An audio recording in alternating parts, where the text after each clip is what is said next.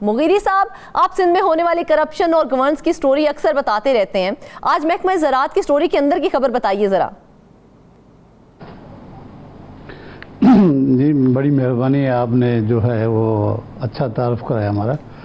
तो ये मैं अगर कहूँ कि ये एक सियासी रुश्वत है जो महकमा ज़राअत के ख़ास तौर पर ज़िले और डिवीज़न अफसरान जो हैं हुकूमत जमात से ताल्लुक़ रखने वालों को दे रहे हैं। उनके जो मुलाजमीन हैं उनको सरकारी सतह पर तनख्वाहें दी जा रही हैं।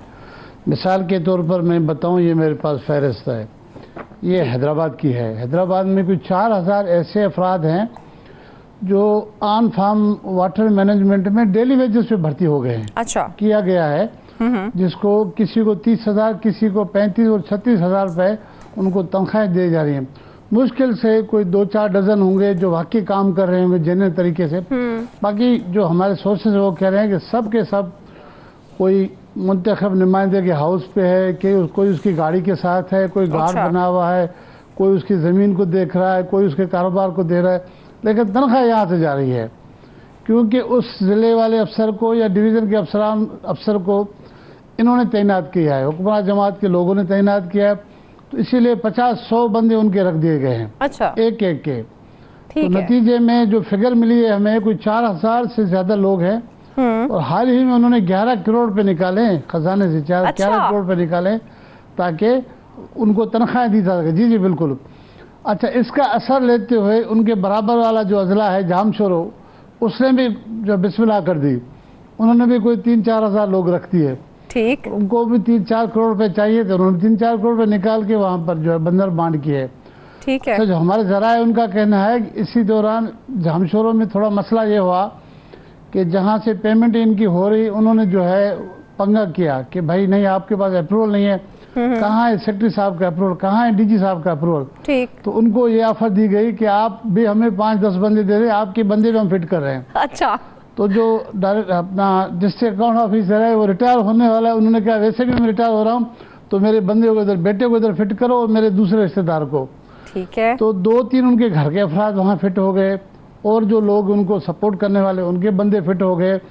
यही सूरत हाल मीरपुर खास की हमें सुनने में आई है कि वहाँ भी इस तरह से 3-4 हज़ार अफराद को जो है डेली वेजेस पे भर्ती करके, तो उनको ये सियासी तौर पर जो हुकूमत जमात के लोग हैं जो इनको तैनातियाँ कराते हैं, पोस्टिंगें करते हैं, सियासी रिश्वत दी जा रही है। उनके बंदों को वो काम उधर करेंगे, हमारे मुंतखब नुमाइंदे के पास, हमारे वडेरे के पास, हमारे हुकूमत जमात के ताकतवर शख्स के पास तनख्वाह यहाँ से जाएगी। तो ये एक और जुल्म है। अच्छा मुगीरी साहब, ये तो बताएं कि डेली वेजेस पर पहले तो भर्ती क्यों किया जाता है, और अगर किया जाता है तो क्या हजारों की तादाद में भर्ती किया जा सकता है? देखिए, अहम बात आपने बताई, क्योंकि सिंध में नौकरियों पे पाबंदी है। तो बराह रास्त ये भी भर्ती नहीं कर सकते। बिल्कुल। अब डिपार्टमेंट को लोग तो चाहिए ना, जो रिटायर हो गए उनकी जगह पे नए बंदे तो चाहिए जो काम करें। हाँ।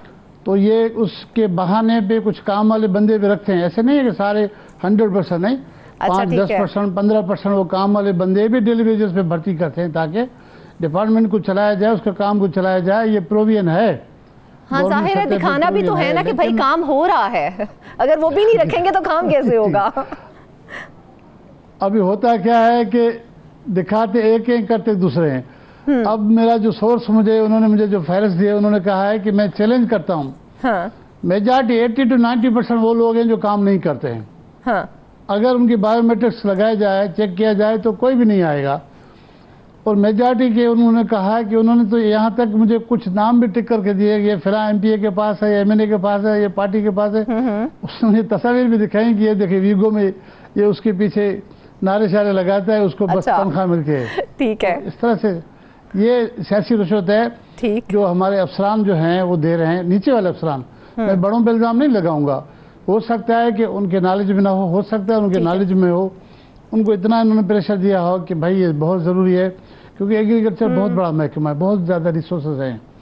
लेकिन बदकिस्मती से वो रिसोर्सेज एग्रीकल्चर का महकमा जो काश्तकारों को, जो ज़मींदारों को, उनको देना चाहिए, उसके बजाय जब आप इतने बड़े लेवल पे पैसे आप निकाल के सिर्फ डेली वेजेस के इन बंदों को आप तनख्वाहें देंगे ताकि जो हमारा है खान साहब है, जो वडेरा है, जो हमारा MPA MNA है, जो पार्टी का रुकन है, वो खुश रहे और मुझे यहाँ से तबादला न कराए। ठीक है, तो बड़ी जाती है।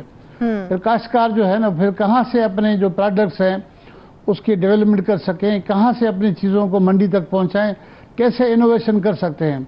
तो ये उनके साथ भी ज्यादती है, ये सरकार के साथ भी ज्यादती है, ये उन लोगों के साथ भी ज्यादती है जो मेरिट पे आने चाहिए, जो वाकई ज़रूरतमंद हैं, जिनकी डिग्री होनी चाहिए। हाँ मुगीरी साहब, बल्कि ये भी बताएं कि इतने लोगों को जब भर्ती किया गया तो क्या कोई इश्तिहार दिया जाता है उनको? मैं यही बताने वाला था कि कोई इश्तिहार नहीं, डेली वेजेस पे कोई इश्तिहार नहीं होता, वैसे भी नहीं होता। अच्छा, इश्तिहार नहीं होता। कम लोगों का इंटरव्यू किया जाता है, जो काम वाले होते हैं उनसे पूछा जाता है क्या आपको ये काम आता है, तो उसी पे फिर उनको 89 डेज पे, 89 डेज के लिए, दिनों के लिए। अच्छा, क्या मतलब सिर्फ उनसे पूछ के काम पे रख लिया जाता है कि आपको काम आता है तो ठीक है रख लेते हैं, चाहे उनके पास उससे रिलेटेड डिग्री हो या ना हो? जी जी हाँ, ये प्रोसीजर है। अच्छा, ये प्रोसीजर है, ये तो कमाल प्रोसीजर है। वैसे हमसे भी कोई पूछे कि हमें काम आता है कि नहीं आता, हम भी कह देंगे हमें काम आता है भाई। हमारे पास इतने मजे नहीं जितने गवर्नमेंट में मजे हैं। गवर्नमेंट अब नाम है मजों का, मजे ले लो, मजे लूटो और खुद भी खुश रहो, दूसरों को भी खुश रखने की बिल्कुल ऐसे ही है। खास तौर पे जो आपके हवारी हैं। तो मुझे बताएं, तो अब ऐसे हजारों लोगों को आप पाल रहे हैं। पहले ही आप हम पे इतनी तनकीद हो रही है कि बांग्लादेश में जो है ख़वातीन को पैसे दे के, वहाँ पर मशीनें दे के उनसे सिलाई कढ़ाई का काम लिया जाता है, और हम लोग इधर जो है इनकम सपोर्ट के नाम पे अरबों रुपए दे के भिखारी पैदा कर रहे हैं। एक तरफ हमने एक की फौज पैदा की, एक तरफ आप इन लोगों को तनख्वाह देके, इसका मतलब निकम्मा बना रहे हैं ना। घर बैठे जिसको तनख्वाह मिलेगी वो क्यों काम करेगा? बिल्कुल ऐसे है। साल 2 साल 3 साल के बाद उसकी तो आदत डेवलप हो जाएगी, वो काम का भी नहीं रहेगा, किसी काम का नहीं रहेगा। बिल्कुल, वो जिस काम का होगा वो उस काम के काबिल भी नहीं रहेगा। बिल्कुल नहीं रहेगा, ये हकीकत भी यही है। अच्छा मुगीरी साहब, रिश्वत की लेन देन तो सुना है हमने, ये सियासी रिश्वत क्या है और कैसे दी जाती है? ये देखिए ना, रिश्वत तो ये होता है कि आपने ठेका लिया, उसके एवज आपने कमीशन दी। आपने किसी बड़े अफसर को या किसी छोटे को पैसे लेके आपने पोस्टिंग दिला दी, हर महीने वो आपको देता रहेगा। एक तो ये है। ये छोटी रिश्वत जो है उनके बड़ों के भी छोटे जो आगे पीछे घूमने वाले लोग हैं, नारे लगाने वाले लोग हैं, जो खेतों पे काम करने वाले, घरों पे काम कर रहे जो मुलाजमीन हैं, जो दुकानों पे दफ्तरों में इनके काम करने वाले, उनको ये रिश्वत के तौर पर इस डिपार्टमेंट से पैसे दे रहे हैं। मुझे 1-2 और डिपार्टमेंटों का भी पता चला है, मैं उनका भी लेके आऊँगा। खास तौर पर पब्लिक हेल्थ का भी सुना है कि वहाँ पर भी ये सियासी रिश्वत दी जाती है। तो ये सियासी रिश्वत इसलिए इसको कहते हैं कि जो बड़े साहब हैं उनको तो बड़े बड़े प्रोजेक्ट से पैसे मिलते हैं, जो उनके नीचे काम करने वाले छोटे छोटे लोग हैं, गरीब लोग हैं, उनके पास कोई सोर्स ऑफ इनकम नहीं, लेकिन उन्होंने इनके साथ रहना है, इनके काम करने हैं, इनके आगे पीछे रहना है, तो उनके नाम देख के शनाख्ती कार्ड की कापी दी जाती है कि हाँ ये शनाख्ती कार्ड कापी है, ये लिस्ट है, मेरे इतने बंदे आपके पास लगने चाहिए और हर महीने इनको तनख्वाह आनी चाहिए। ये आपके पास आएगा नहीं, आपके पास हाजिरी नहीं लगेगी। अगर मैं कहता हूँ इंक्वायरी हो जाए ना मुकम्मल, तो बायोमेट्रिक ही नहीं होगा, किसी का भी नहीं होगा, किसी का नहीं होगा। 100% जो है ना बायोमेट्रिक नहीं होगा। जो चंद लोग, मैं पहले भी कह चुका हूँ, 10-15% जेन्युइन होंगे, जो काम पे जाते होंगे, काम करते होंगे। लेकिन जब आप इतने बल्क में हजारों लोग उठा लेंगे डेली वेजेस पे, तो कल इनको पक्का कौन करेगा, कंफर्म कौन करेगा? ये रेगुलर नहीं हो सकेंगे। तो जो जेन्युइन हकदार है उनकी भी हक तलफी हो रही है। बिल्कुल मुगीरी साहब, एक बड़ा अहम सवाल है कि हजारों की तादाद में मुलाजमीन तो रख लिए जाते हैं और फिर उन पर माहाना करोड़ों रुपए खर्च किए जाते हैं। क्या उस रकम के लिए मंजूरी ली जाती है या बस मौजे ही मौजे हैं? देखिए, मुझे सोर्स बता रहा है कि इसके लिए ना तो सेक्रेटरी साहब ने इनकी इजाज़त दी है, ना ही को डीजी साहब ने इजाज़त दी है कि डिवीज़न सतह पे, ज़िले सतह पर इनके फंड्स आते हैं। ये डिमांड करते हैं कि हमें जो है इतना काम कराना है, हमें फंड्स दिए जाएं, तो पैसे रिलीज हो जाते हैं। तो ये रिलीज होने के बाद ये काम कैसे रिलीज हो जाते हैं मुगीरी साहब? मतलब उसका कोई हिसाब किताब नहीं रखा जाता कि इतनी बड़ी तादाद में जो मनी रिलीज की जा रही है वो किस तरह से, कहाँ पे वो खर्च हो रही है? हिसाब किताब कौन लेगा? यहाँ पर थोड़ा बहुत अगर एंटी करप्शन वालों को पता लग जाए ना, पता क्या करते हैं जी, एंटी करप्शन वाले खुद पहुंच जाते हैं। हाँ भाई, इतने मंदिर रखे, ये क्या सिलसिला है? वो कहते हैं दे अपना दो चार बंदों का नाम दिया, आपके बंदे भी लग जाएंगे। ठीक है, तो उनके बंदे भी लगे हुए मतलब हैं। जो मेरे पास पूछने ऐसे आए कई उसके सबूत दो हैं। चार बंदे लगा दो और काम वहीं पे ठप। जो एतराज करे, जो पूछे उसको भी खुश कर दो, ना कोई आपसे पूछे ना कोई करे, सिलसिला चलता रहे। और ये कहते हैं ये कार्य खैर है, सरकारी खजाने पे सियासी रिश्वत देकर ये कहते हैं कार्य खैर है, हम लोगों को रोजगार दे रहे हैं। भाई रोजगार बिल्कुल दें, तरीके से दें, सलीके से दें, जायज़ तरीके से दें, और जितने लोगों की ज़रूरत है उतने लोग रखें, फिर उनसे काम भी लें। अब सिंध में महकमा ज़राअत का जो हाल है, मैं इस पर किसी दिन बड़ी स्टोरी करूँगा। आप जिस मकसद के लिए रख रहे हैं ऑन फार्म वाटर मैनेजमेंट, जो वाटर कोर्सेस पक्के करते हैं, अब उसका वैसे ही हाल बुरा है पहले से ही। आप इतने लोग रख के इतने पैसे ज़ाया कर रहे हैं।